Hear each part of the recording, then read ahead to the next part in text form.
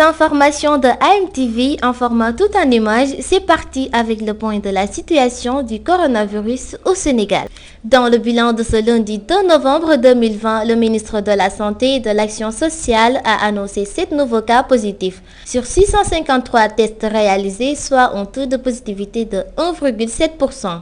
Ainsi, aucun cas importé n'a été enregistré. 2 cas contacts suivis par les services, 5 cas issus de la transmission communautaire répartis entre Dakar Plateau 2, Niary Tally 1, Ouakam 1 et Ouest Foire 1. Par ailleurs, 101 patients hospitalisés ont été déclarés guéris, alors que 5 cas graves sont pris en charge dans les services de réanimation. Aucun décès n'a été enregistré ce lundi 2 novembre 2020. Le Sénégal dispose depuis hier d'un nouveau gouvernement, une nouvelle équipe en charge de mener la politique définie par le chef de l'État Macky Sall.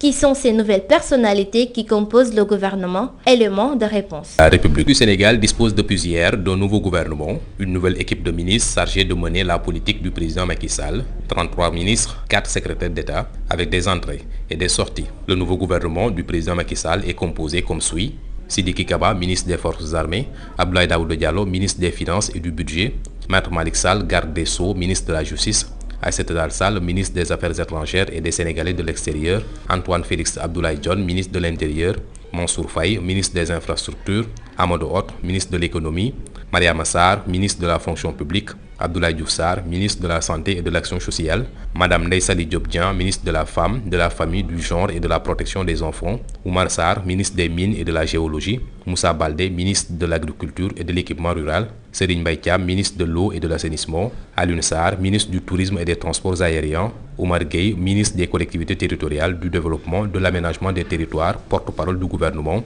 Mamadou Talla, ministre de l'Éducation nationale, Cheikh Oumar Anne, ministre de l'Enseignement supérieur, Sophie Gladima, ministre du Pétrole et des Énergies, Samba Benka, ministre du Développement communautaire, Moustapha Diop, ministre du Développement industriel et des petites et moyennes entreprises, Alioune Ndoye, ministre des Pêches et de l'Économie maritime, Samba Sy, ministre du Travail, Abdou Karim Sall, ministre de l'Environnement, Makhtar Ba, ministre des Sports, Abdoulaye Seydou Sow, ministre de l'Urbanisme, Aminata Assome Diatta, ministre du Commerce, Abdoulaye Diop, ministre de la Culture et de la Communication, Ali Saleh Diop, ministre de l'Élevage et de la Production animale, Néné Fatoumata Tall, ministre de la Jeunesse, Zahra Iyane Thiam, ministre de la Microfinance, Dame Diop, ministre de l'Emploi, Papa Amadou Ndiaye, ministre de l'Artisanat, Yankhoba Diattara, ministre de l'Économie numérique, Moïse Sarr, secrétaire d'État auprès du ministère des Affaires étrangères, Mamadou Saliou Sow, ministre d'État, Moïse Sarr, secrétaire d'État auprès du ministre des Affaires étrangères, Saliou Sow, secrétaire d'État auprès du garde des Sceaux, Mayacine Camara, secrétaire d'État auprès du ministre des Infrastructures, et enfin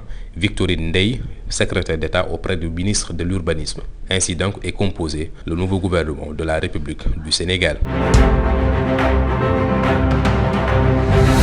Le nouveau gouvernement de Macky Sall, l'opposition répond à l'appel fait par le président à un gouvernement d'union. Idrissa Seck, président du parti Rewmi, préfère s'impliquer. Les populations, quant à elles, se sentent trahies par cette intégration d'Idrissa Seck dans ce nouveau gouvernement.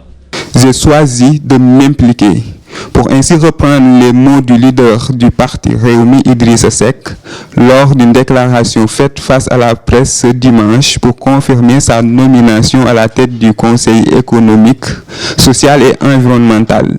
Le leader du parti Rewmi a ainsi intégré le nouveau gouvernement de Macky Sall, une intégration qui a surpris plus d'un et a suscité de l'indignation chez les populations. Nous, la jeunesse, quand même, c'est pas ce que l'on attendait. On veut des donneurs de leçons. Ceux qui disent ce qu'ils peuvent faire, ce qu'ils promettent, ils n'ont qu'à les faire. Et on a vu ces vidéos qui sont en train de circuler, lui qui disait voilà, tout à fait le contraire de ce que l'on a vu aujourd'hui. Vous savez que ça c'est aberrant pour le Sénégal. C'est honte vraiment pour la population qui suit actuellement Idrissa Seck. Certains pensent que la nomination d'Idrissa Seck est l'ordre d'incertitude, pendant que d'autres pensent que c'est l'histoire qui se répète. C'est un grand risque que Idrissa Seck a pris, et notamment aux prochaines échéances électorales, lorsqu'il souhaiterait se présenter. Ce qu'a dit l'autre là, comment dirais-je, Cheikh Yérim Seck, il y a de cela quelques mois, que Idi était en pourparlers, son silence veut dire quelque chose. Et aujourd'hui, voilà, ça s'est avéré, quoi. Le remaniement ministériel dans une ambiance de gouvernement d'union fut pour Idrissa Seck l'opportunité d'intégrer le gouvernement du président Macky Sall et également l'occasion d'une alliance historique scellée entre des leaders connus pour leurs adversités politiques. Le professeur et homme politique sénégalais Iba Der Thiam a tiré sa révérence à l'âge de 83 ans.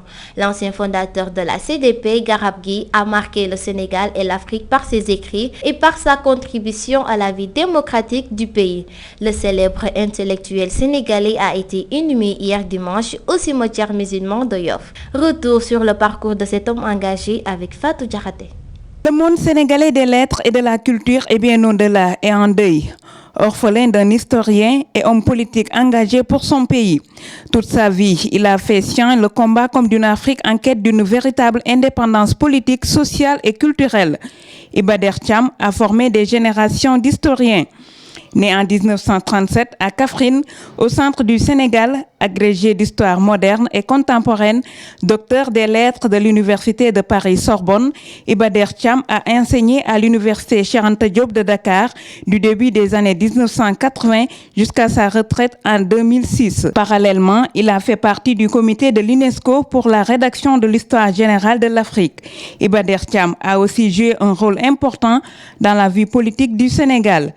Ministre de l'Éducation nationale de 1983 à 1988. Il a été candidat malheureux à la présidentielle de 1993 et plusieurs fois député à l'Assemblée nationale. Depuis 2013, Iba Der Thiam dirigeait le comité pour la rédaction toujours en cours de l'histoire générale du Sénégal. Un travail de mémoire capital pour l'avenir du Sénégal qui laissera les jeunes historiens terminer. Le professeur Iba Der Thiam a tiré sa révérence.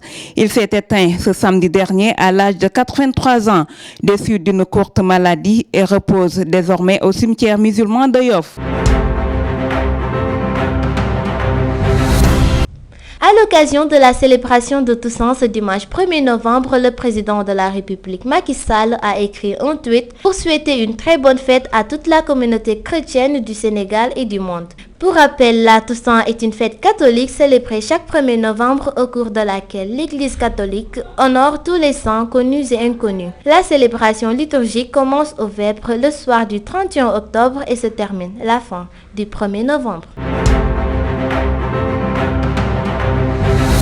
129 migrants clandestins dont 3 femmes et des mineurs ont été interpellés ce dimanche vers 8h30 à 65 km au large de Dakar par un patrouilleur de la Marine nationale. Selon un communiqué de la Direction de l'information des relations publiques des armées d'IRPA, la quasi-totalité des passagers ne portaient pas de gilet de sauvetage. Pire, le convoyeur a refusé d'obtempérer, mais finalement la pirogue et les passagers ont été escortés par le patrouilleur de la Marine. Ils sont arrivés à la base navale Amiral Faye Gassama à 17h25 et ont été mis à la disposition de la police nationale pour les besoins de l'enquête.